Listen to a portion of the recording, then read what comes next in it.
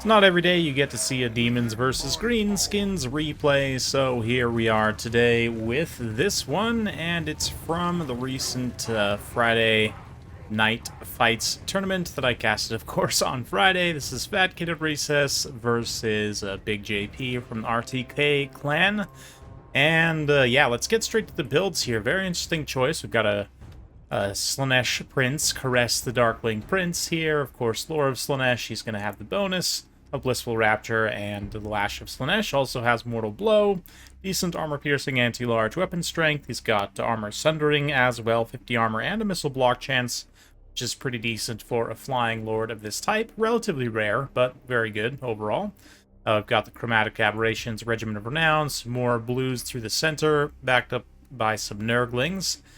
Nurgle Soul Grinder as well, some Plague Bears, and it looks like Heart Seekers out on one flank, Exalted Demonettes out on the other, so some expensive Slaanesh units for sure leading the way on this army. Coming up against Azag, who has no conception of sexuality whatsoever, so that's totally fine. We've also got some Orc Boys up front with Broken Tusk Mob and Orc Boar Boys. Boar Boy Biggins over there as well, and some Death's Creepers and Mangy Marauders. So let's go ahead and get things underway. Ragnarok Queen also anchoring the center is going to be a pretty good choice here. This demon army, besides the Lord, doesn't have a lot of anti-large. Shooting of the blues will be somewhat effective. It's not going to be wildly effective, though, unless they can dedicate most of their shooting, given they don't have too much ammunition. Of course, the Chromatic Aberrations can refill their ammunition. No? Interesting. 360 missile block. That's interesting.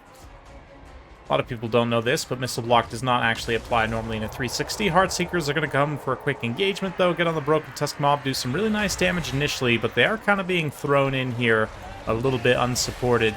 And with such an expensive, squishy cavalry unit, they are going to pay a pretty hefty price, especially with Azag and the Queen nearby. The Demon Prince is going to attempt to reinforce, but just general lack of support here is going to cost this relatively expensive cavalry unit.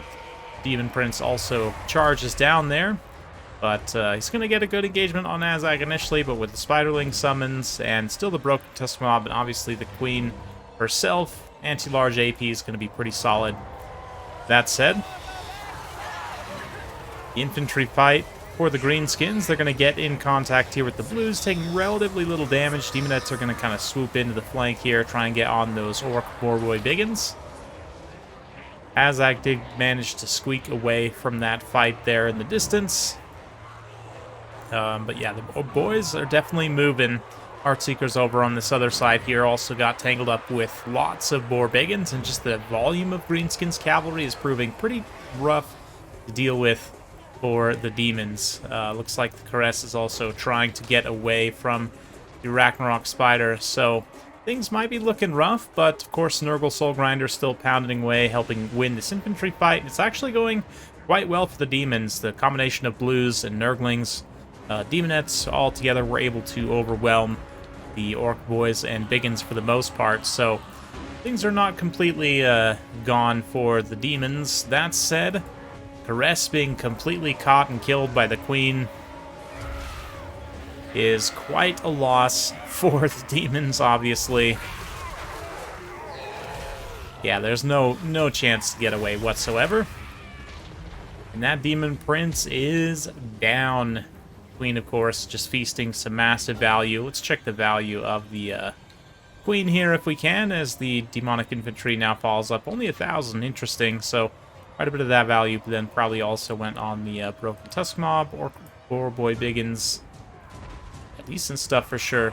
Anyway, the rest of the battle, Azag swooping in, trying to disrupt and damage these blues. Demons definitely don't want to have leadership issues. Their units will evaporate very quickly, but this Exalted Demonette still being so healthy is quite nice. Them in tandem with the Soul Grinder in the late game could perhaps deal with the Queen and Azag. It just depends on if the blues can not completely get wrecked, but oh, such a satisfying pig charge there as the boars just hammer down and turn those blues into little blue mists. Absolutely evaporated in the strongest sense of the word. Though here come the Demonettes and the Soul Grinder itself now. It'll be a lot tougher of an engagement. Wah is active, at least momentarily, but it drops pretty quickly in that fight. Shouldn't be too much of a factor. And the Demonettes plus the Soul Grinder is more than a match for these Warbiggins. Gonna get torn to shreds, but here comes the Queen, of course. Terror kicks in for the Boar Boys, but as one Terror routs, another one charges back in, and again, just due to the volume of Boar cavalry here, the Demonettes will have no reprieve whatsoever, not to mention the Soul Grinder also getting Spear Leeched now, Azag charging in for the final killing blow. So it's looking pretty rough for the Demons overall. Plague Bearers holding out on this flank okay. Chromatic Aberration still also trying to hold off the Spiderling summons. Nurgling's way over chasing out here in the distance. Pretty painful. They could have definitely helped kind of blunt some of the charges here in this pocket so that the Demonettes weren't taking so much damage from the Boars. But surprisingly enough, the Soul Grinder kind of just gets crushed here. The Boars obviously do a lot of damage in and surround on it. The Demonettes aren't quite enough to hold off such a volume of pork. And the Greenskins definitely bringing home that beautiful bacon today. Yes. And there it is. Nice, quick, relatively quick win for the Greenskins. Bloody one, definitely. I did not think that frontline engagement was going to go as well as it did for the Demons there, but these Orcs, you know, just don't trade wildly cost-effectively. The Biggins in particular are relatively expensive for what you get out of them in an engagement like that. Obviously, they can punch hard against a lot of stuff very effectively.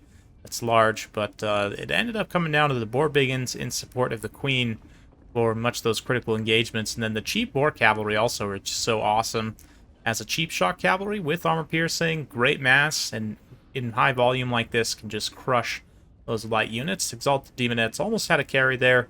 Weren't quite able to. Heartseekers, pretty expensive for what you get out of them in this matchup. There's a lot of potential for them to take incidental, like, cheap arrow fire and, you know, like, Spider Riders. I don't know. I don't know that I'm the biggest fan in this matchup. I might switch to something a little bit heavier, but not sure about that.